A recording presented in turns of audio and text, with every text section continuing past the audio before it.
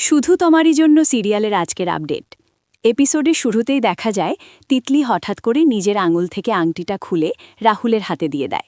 খুব ঠান্ডা গলায় সে বলে, তুমি যদি আমাকে বিদেশে নিয়ে যেতে না পারো তাহলে এই ভালোবাসার কোনো দামই নেই আমার কাছে।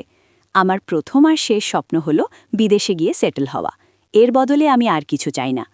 রাহুল তখন শান্তভাবে বলে, আমি চেষ্টা করব তোমাকে বিদেশে নিয়ে যাব।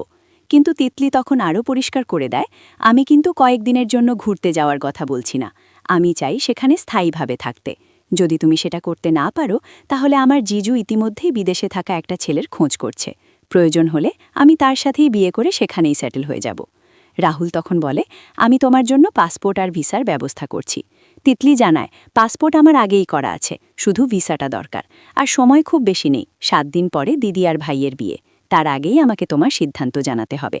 রাহুল আত্মবিশ্বাসের সাথে বলে, 7 দিনের মধ্যেই সব ব্যবস্থা করে ফেলবে।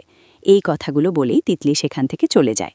তারপর রাহি এসে রাহুলকে বলে, আমি তো আগেই তোমাকে সাবধান করেছিলাম, কিন্তু তখন তুমি আমার কথাগুলো বিশ্বাস করনি। রাহুল একটু ভেবে বলে, আমি এটাকে আমার ভালোবাসার একটা পরীক্ষা হিসেবে ধরছি। যেভাবেই হোক তিতলিকে বিদেশে নিয়ে যাওয়ার চেষ্টা আমি করবই।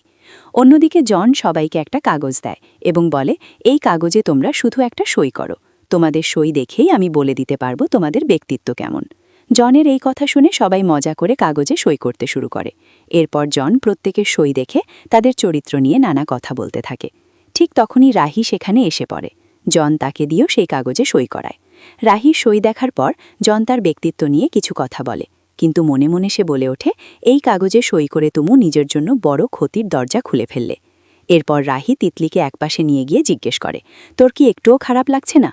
তিতলি অবাক হয়ে বলে, খারাপ লাগবে কেন? রাহি বলে, যে ছেলেটা তোকে সত্যি সত্যি ভালোবাসে তার কথা ভেবে। তিতলি তখন স্পষ্ট জানিয়ে দেয়, যে আমাকে বিদেশে নিয়ে গিয়ে সেখানে স্থায়ীভাবে রাখবে আমি তাকেই ভালোবাসব। আর আজকে একটা ঘটনাও ঘটেছে, পরে তোকে বলবো। এদিকে জন আর তার মা একসাথে বসে খেতে থাকে। খাওয়ার সময় জনের মা তাকে জিজ্ঞেস করে, তোর কাজটা কি এগোচ্ছে? জন তখন ধীরে ধীরে বলে, রাহির সইটা আমি নকল করে ফেলব। তখন ওর সব গয়না সোনা আর সম্পত্তি ধীরে ধীরে আমার হাতে চলে আসবে। অন্যদিকে রাহুল মন্দিরে গিয়ে ঠাকুরের সামনে দাঁড়িয়ে প্রার্থনা করতে থাকে। সেভাবে মাত্র 7 দিনের মধ্যে কিভাবে তিতলির জন্য ভিসার ব্যবস্থা করবে। এই ভেবে সে ঠাকুরের পায়ে ফুল দিয়ে সেখান থেকে বেরিয়ে যায়। ঠিক তখনই রাহি সেখানে এসে ঠাকুরের সামনে দাঁড়িয়ে বলে, তুমি আমার জন্য কি লিখে রেখেছ? এটা আমার পিএইচডির বিষয় আর এটা আমার বিয়ের কার্ড। আমার ভবিষ্যৎ নিয়ে তোমার পরিকল্পনা কি? এই সময় মন্দিরের পুরোহিত এসে রাহুল যে ফুলটা দিয়ে গিয়েছিল সেটা রাহির হাতে তুলে দেয়। অন্যদিকে বাড়িতে ফিরে রাহুলকে উনি বলে, তোর সব অ্যাপ্লিকেশন ফর্মের প্রিন্ট আউট আমি বের করে রেখেছি, একবার দেখে নে সব ঠিক আছে কিনা। ঠিক তখনই রাজীব সেখানে এসে জিজ্ঞেস করে, এখানে কি চলছে? পরিস্থিতি সামলানোর জন্য রাহুলের ভাই দ্রুত বলে, আমরা টেনিস খেলার ব্যাপারে কথা বলছিলাম।